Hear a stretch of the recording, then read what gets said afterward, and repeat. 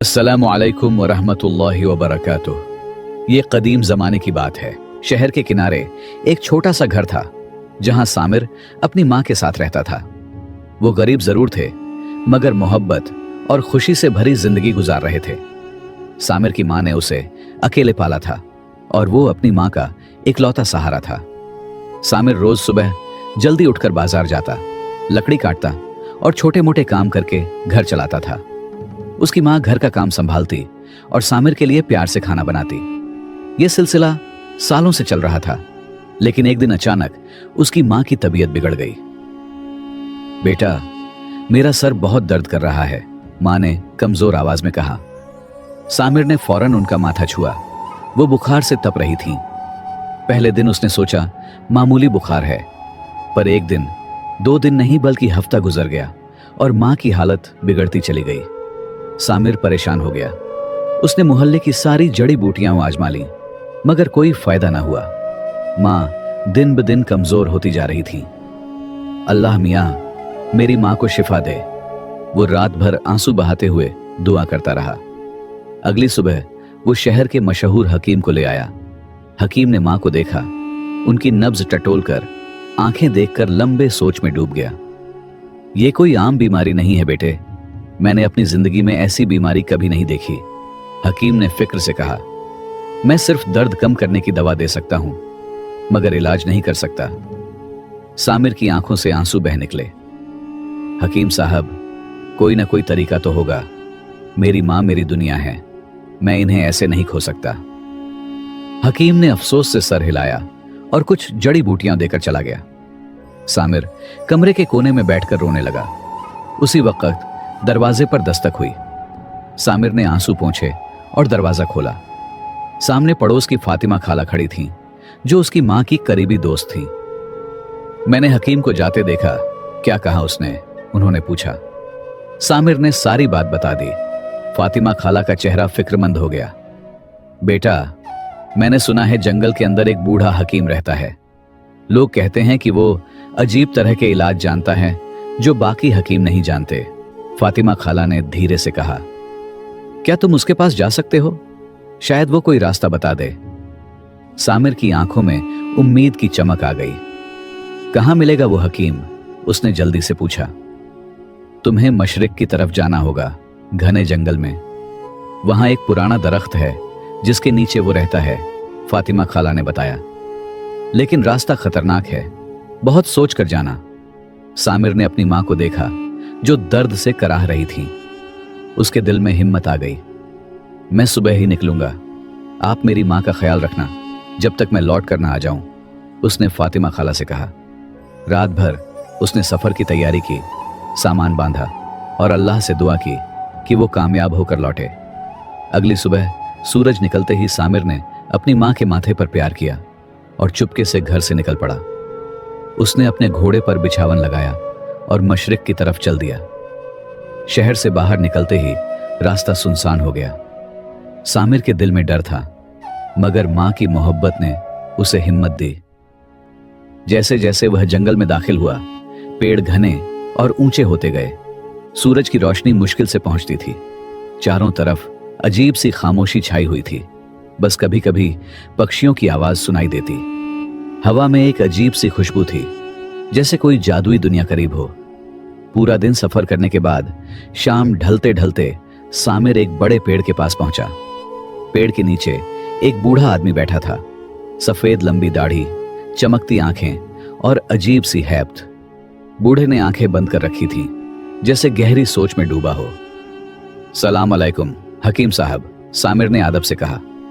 बूढ़े ने धीरे से आंखें खोली, जैसे पहले से ही जानता हो कि कोई आने वाला है। वलैकुम सलाम बेटे, मैं जानता हूं तुम क्यों आए हो, बूढ़े हकीम ने धीरे कहा। सामिर हैरान रह गया। उसने तो कुछ बताया ही नहीं था। आप कैसे जानते हैं? सामिर ने पूछा।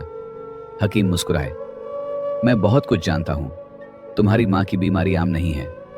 सामिर झुककर हकीम के सामने बैठा और बोला, मैं इसीलिए आपके पास आया हूं। मेरी मां को क्या हुआ है? कोई इलाज है? हकीम ने गहरी सांस ली। ये इंसानों की बीमारी नहीं है बेटे, ये एक जिन्नाती असर है। इसका इलाज सिर्फ जिन्नात की बस्ती में है। सामिर के शरीर में सनसनी दौड़ गई। जिन्नात? वह तो समझता था कि ये सिर्फ कहानियों में होते हैं। क्या आप मजाक कर रहे हैं? उसने शक से पूछा। नहीं बेटे, मैं सच कह रहा हूं, हकीम ने गंभीरता से कहा। जिन्नात के पास ऐसा ज्ञान है जो इंसानों के पास नहीं। तुम्हारी मां को एक खास जड़ी बूटी की जरूरत है जो सिर्फ जिन्नात की बस्ती में मिलती है। सामिर के चेहरे पर उम्मीद और डर दोनों झलक रहे थे। मैं कैसे वहां जाऊं? सामिर ने पूछा। हकीम ने अपनी लंबी दाढ़ी पर हाथ फेरते हुए कहा, जिन्नात की बस्ती यहां से 1 महीने का सफर है। रास्ते में हजारों खतरे हैं। कोई इंसान अकेला वहां नहीं जा सकता। वो जिंदा वापस नहीं आता। सामिर की उम्मीद टूटने लगी। लेकिन एक रास्ता है, हकीम ने धीरे से आगे बढ़कर कहा। मगरिब की तरफ पहाड़ों के पार एक शहजादी का महल है। वो महल जिन्नात की सरहद के पास है। शहजादी की मदद से तुम वहां तक पहुंच सकते हो, लेकिन यह भी आसान नहीं है। सामिर के चेहरे पर फिर उम्मीद की किरण चमकी। मैं कुछ भी करने को तैयार हूं, बस बताएं मुझे क्या करना है। हकीम ने उसकी आंखों में देखा। तुम्हें पहले अपने घोड़े को आराम देना होगा। कल सुबह जल्दी निकलना मगरब की तरफ। मैं तुम्हें एक नक्शा दूंगा और कुछ तिलिस्म जो तुम्हारी हिफाजत करेंगे।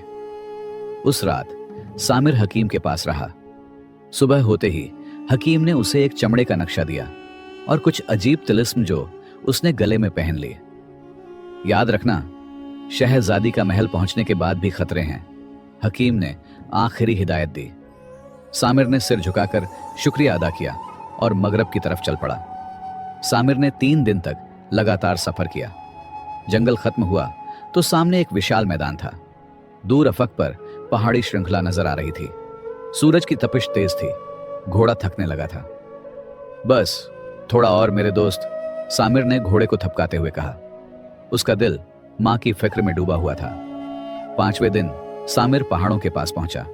रास्ता अब और मुश्किल हो गया था। पत्थरीली चढ़ाइयां, तंग दर्रे और ठंडी हवाएं उसका स्वागत कर रही थीं। खाना भी कम होने लगा था। अल्लाह मियां, मुझे हिम्मत दे, सामिर ने दुआ की और आगे बढ़ता रहा। 10वें दिन पहाड़ पार करने के बाद सामिर की नजर एक छोटे से गांव पर पड़ी। उसने वहां रात गुजारी और अपने सफर की कहानी एक बूढ़े किसान को सुनाई। शहजादी का महल? बूढ़े ने हैरानी से पूछा। वहां जाने की कोशिश मत करो, वहां से कोई वापस नहीं आता। लेकिन सामिर ने अपना इरादा नहीं बदला। अगले दिन सुबह वह फिर चल पड़ा। खाना और पानी लेकर ताजा दिमाग घोड़े पर सवार होकर वह अपनी मंजिल की तरफ बढ़ा। गांव वालों ने उसे देखा तो आपस में कहने लगे, कितना बहादुर नौजवान है, मगर अफसोस अब ये वापस नहीं आएगा। सफर के 15वें दिन सामिर का खाना खत्म हो गया। घोड़ा भी चलने के काबिल नहीं रहा। वह जंगल में फल और जड़ें खाने लगा, मगर पेट नहीं भरता था। मुझे वापस नहीं जाना, मेरी मां का इलाज हर कीमत पर लाना है। भूख और थकावट से चूर सामिर एक पेड़ के नीचे लेट गया। उसे लगा कि अब वह मर जाएगा।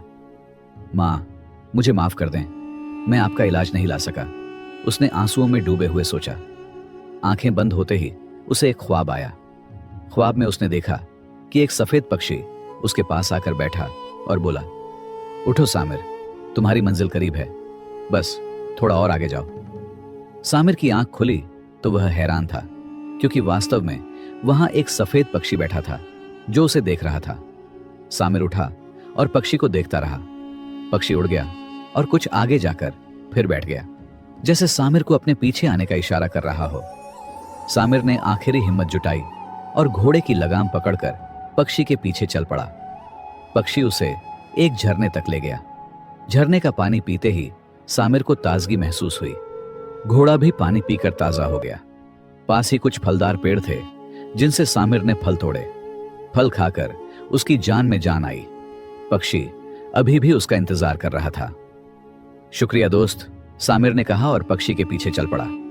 परिंदा सामिर को लेकर पहाड़ी रास्तों से गुजरता रहा। शाम ढलने लगी थी और आसमान सुर्ख हो गया था।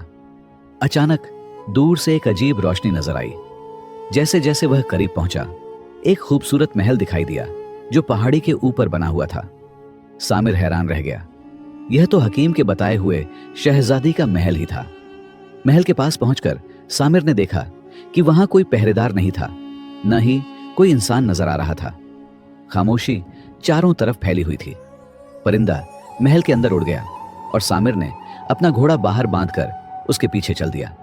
उसका दिल तेजी से धड़क रहा था। अंदर दाखिल होते ही सामिर की आंखें चमक उठीं। महल बेहद खूबसूरत था, सोने चांदी से सजा हुआ, कीमती फर्श और रंग बिरंगे पर्दे। मगर अजीब यह था कि वहां कोई मौजूद नहीं था। परिंदा एक कमरे में गया जहां एक बड़ी मेज पर खाना रखा हुआ था। सामिर की आंखें खाना देखकर चमक उठी। कई दिनों से वह ठीक से खा नहीं पाया था। उसने सोचा, क्या मैं यह खाना खा सकता हूं? तभी परिंदा उड़कर मेज पर बैठ गया और खाने की तरफ इशारा किया। उसने शुक्र अदा किया और खाना खाने लगा। खाना इतना लजीज था कि उसने आंखें बंद करके उसे चखा। लेकिन जैसे ही उसने आंखें खोलीं, सामने एक बदसूरत औरत खड़ी थी।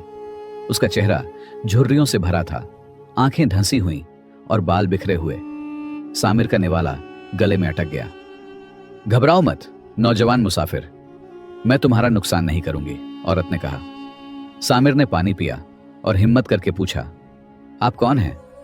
औरत मुस्कुराई, मैं इस महल की शहजादी हूं। मेरा नाम शहरजाद है। पहले मैं बहुत खूबसूरत थी, लेकिन एक जिन ने मुझ पर लानत डाल दी। लानत? क्यों? सामिर ने हैरानी से पूछा। शहरजाद ने आह भरी। जिनों का एक शहजादा मुझसे शादी करना चाहता था, लेकिन मैंने इनकार कर दिया। गुस्से में उसने मुझे इस बदसूरत हालत में बदल दिया और कहा कि मैं ऐसी ही रहूंगी जब तक कोई बहादुर इंसान मेरी मदद न करे। सामिर हैरान था। मैं आपकी कैसे मदद कर सकता हूं? शहरजाद ने एक तस्वीर निकाली जिसमें वह बेहद खूबसूरत नजर आ रही थी। यह मेरी असली सूरत है, वह बोली। लानतों तोड़ने के लिए एक बहादुर इंसान को मेरे महल में रात गुजारनी होगी। सामिर को यह बात अजीब लगी। सिर्फ रात बितानी है? उसने शक से पूछा। शहरजाद ने सर हिलाया। हां, मगर यह आसान नहीं। रात को अजीब आवाजें आती हैं, डरावनी चीजें नजर आती हैं, लेकिन तुम्हें डरना नहीं। अगर तुम सुबह तक टिके रहे तो लानत टूट जाएगी। सामिर ने गहरी सांस ली। उसके जहन में अपनी मां थी जो दर्द में तड़प रही होंगी। ठीक है, मैं रात यहीं गुजारूंगा, उसने कहा, लेकिन मुझे भी आपकी मदद चाहिए। मेरी मां बीमार हैं। मुझे जिन्नात की बस्ती से एक खास जड़ी बूटी लानी है। शहरजाद मुस्कुराई। अगर तुम मेरी मदद करोगे तो मैं तुम्हारी मदद जरूर करूंगी। रात का आगाज हुआ तो महल में अजीब बदलाव होने लगे। रोशनियां कम हो गईं, ठंडी हवाएं चलने लगीं और दूर दूर से अजीब आवाजें। शहरजाद ने सामिर को एक कमरे में बैठाया। यहां रहो, कुछ भी हो जाए बाहर मत जाना। याद रखना, जो कुछ भी तुम देखो या सुनो वह सब झूठ है। शहरजाद ने एक लालटेन जलाकर सामिर को दी और खुद चली गई। सामिर कमरे में अकेला रह गया। कुछ देर बाद उसे महसूस हुआ कि दीवारों से साए निकल रहे हैं। या अल्लाह, यह क्या हो रहा है? सामिर ने सोचा, मगर उसने अपने आप को संभाला और याद किया कि यह सब फरेब है। आधी रात के समय सामिर को अपनी मां की आवाज सुनाई दी। बेटा, मुझे बचाओ, मैं मर रही हूं। आवाज इतनी असली लगी कि सामिर के शरीर में कंपी दौड़ गई। उसका दिल चाहता था कि वह दरवाजा खोलकर बाहर भागे, लेकिन उसने शहरजाद की बात याद की और अपनी जगह से नहीं हिला। 1 घंटे बाद दरवाजे के नीचे से खून बहना शुरू हुआ। कमरे में खून की नदी बहने लगी।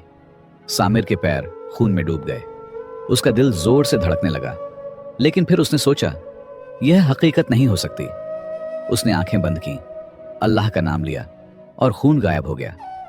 रात के आखिरी पहर सामिर को महसूस हुआ कि कोई उसके बाल खींच रहा है। उसने मुड़कर देखा तो एक डरावना चेहरा उसके बिल्कुल सामने था। मर जाओगे तुम, उस चेहरे ने चीख कर कहा। सामिर चीखने ही वाला था कि उसे शहरजाद की बात याद आई। उसने बिस्मिल्लाह पढ़ा और वह चेहरा धुआं बनकर उड़ गया। सूरज की पहली किरण के साथ महल में खामोशी छा गई। सामिर डरा हुआ था, थका हुआ था, मगर जिंदा था। दरवाजा खुला और शहरजाद अंदर आई, लेकिन अब वह पहले वाली बदसूरत औरत नहीं थी। वह इतनी खूबसूरत थी कि सामिर की आंखें चमक उठी। लानत टूट गई, शहरजाद ने खुशी से कहा। तुमने मेरी जिंदगी बदल दी है सामिर, शहरजाद ने आगे बढ़कर कहा। मैं तुम्हारी बहुत शुक्रगुजार हूं। सामिर मुस्कुराया, मगर फिर उसका चेहरा गंभीर हो गया। मेरी मां अभी भी बीमार हैं। मुझे जल्दी से जल्दी जिन्नात की बस्ती जाना है। शहरजाद ने हाथ पकड़ लिया। मैं तुम्हारी मदद करूंगी। शहरजाद ने सामिर को एक नया कमरा दिखाया जहां कीमती कपड़े और हथियार रखे थे। तुम पहले आराम करो, खाना खाओ, फिर हम जिन्नात की बस्ती की तरफ जाएंगे। सामिर ने गर्म पानी से नहा लिया, नए कपड़े पहने और फिर शहरजाद के साथ खाना खाया। उसके शरीर में नई ताकत आ गई। खाना खाने के बाद शहरजाद ने सामिर को बताया, मेरे महल के पास जिन्नात की सरहद है। मेरा एक हिफाजती है जो तुम्हें वहां तक ले जाएगा, मगर उसके बाद तुम्हें अकेले जाना होगा। जिन्हों का शहजादा जो मेरे साथ शादी करना चाहता था, वही तुम्हारी मदद कर सकता है। सामिर ने हिम्मत से सर हिलाया। मैं तैयार हूं। शहरजाद ने एक छोटा सा शीशा निकालकर उसे दिया। यह खास इत्र है, इसे अपने पास रखो। अगर खतरा हो तो इसे खोल दो, यह जिन्हों को दूर भगा देगा। सामिर ने इत्र लेकर अपनी जेब में रख लिया और शहरजाद के हिफाजती के साथ जिन्नात की बस्ती की तरफ चल पड़ा। रक्षक सामिर को एक पहाड़ी के पास छोड़कर वापस चला गया। अब आगे तुम्हें अकेले जाना होगा। अल्लाह तुम्हारा हामिद नासिर हो, रक्षक ने कहा। सामिर ने गहरी सांस ली और आगे बढ़ा। थोड़ी दूरी पर उसे 3 जिन्न दिखे जो बिना आग के एक कड़ाही उबाल रहे थे, हंस रहे थे और अजीब आवाजें निकाल रहे थे। सामिर ने डर पर काबू पाते हुए आगे बढ़ा। अस्सलामु अलैकुम, उसने कहा। जिन्होंने उसे देखा तो चुप हो गए। एक जिन्न जो बाकी से अधिक सुंदर कपड़ों में था आगे आया। तुम यहां क्या कर रहे हो इंसान, उसने गुस्से में कहा। तुम्हारी हिम्मत कैसे हुई हमारी बस्ती में आने की? मैं अपनी बीमार मां के लिए दवा ढूंढ रहा हूं, सामिर ने आदब से कहा। जिन्न शहजादा उसके पास आया और उसे घूरने लगा। तुम वही हो जो शहरजाद के महल में रात बिताकर आया है। तुम्हारी वजह से वह लानत से आजाद हो गई। जिन्न शहजादे की आंखें गुस्से से लाल हो गईं। मैं तो बस अपनी मां के लिए इलाज। सामिर की बात पूरी न हुई। जिन्न शहजादे ने हाथ उठाया। चुप, तुम्हारी वजह से मेरे हाथ से शहरजाद निकल गई। दूसरे जिन्होंने सलाह दी, इसे मार डालना ठीक नहीं। शहजादे 6 महीने की नींद का जादू डाल दो। जिन्न शहजादे ने हाथ से इशारा किया। सामिर की आंखें बंद हुईं और वह गिरकर सो गया। रक्षक जो दूर से छिपकर यह सब देख रहा था, तुरंत शहरजाद के पास गया। शहजादी, जिन्न शहजादे ने सामिर पर जादू कर दिया है। वह 6 महीने तक नहीं जागेगा। शहरजाद बहुत परेशान हुई।